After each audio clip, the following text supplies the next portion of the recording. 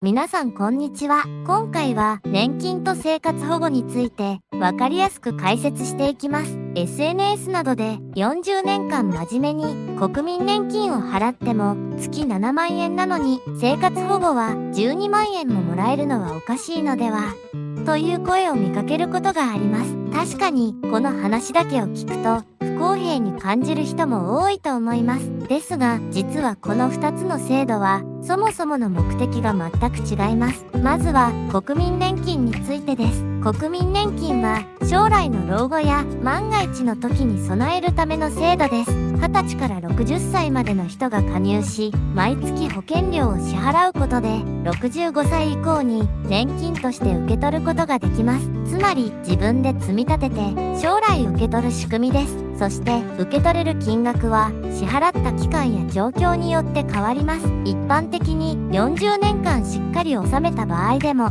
満額で月6万円から7万円程度となっています。ここで重要なのは国民年金は最低限の生活を完全に保障する制度ではないという点です。あくまで老後の基礎的な収入を支えるものです。次に生活保護についてです。生活保護は病気や高齢、失業などで生活ができなくなった人を支えるための制度です。収入や貯金がほとんどなく生活ができない状態の人に対して国が最低限の生活を保障します。支給される金額は地域や状況によって異なりますが、家賃や生活費を含めて月10万円から12万円程度になるケースがあります。ここで大事なのは生活保護は今生活できない人を助ける制度だということです。つまり年金とは違い、過去にどれだけ働いたかや保険料を払ったかは直接関係ありません。ではなぜ年金より生活保護の方が高くなることがあるのでしょうか。それは役割が違うからです。年金は自分で備えるお金、生活保護は生活できない人を支える最後のセーフティネットです。もし生活保護の金額が低すぎると生活そのものが成り立たなくなってしまいます。そのため最低限生活できるラインまで引き上げられているのです。また年金と生活保護は完全に別ではなく実はつながっています。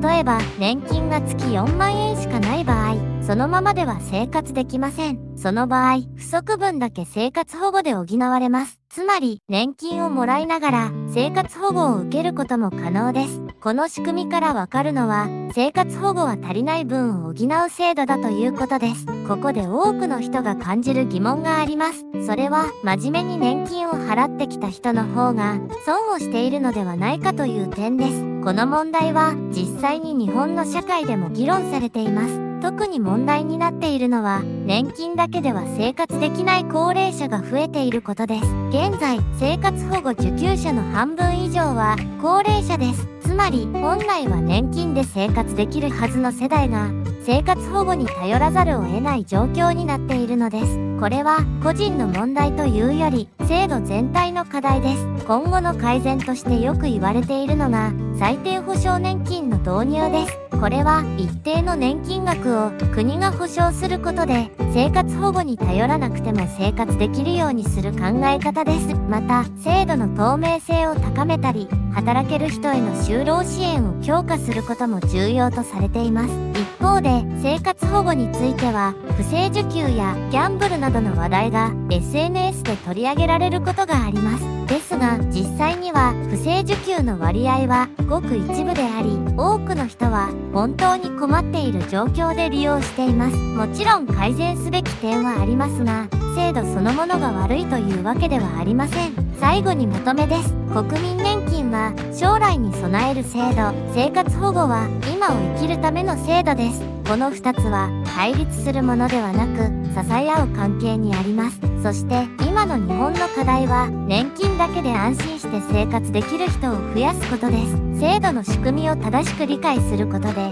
不安や誤解も減らすことができます。ぜひ今回の内容を参考に自分の将来についても考えてみてください。この動画を見て皆さんはどう感じましたか？年金と生活保護のバランスはこれでいいと思うか？それとも制度を見直すべきだと思うか？ぜひあなたの意見をコメント欄で教えてください。最後までご覧いただきありがとうございました。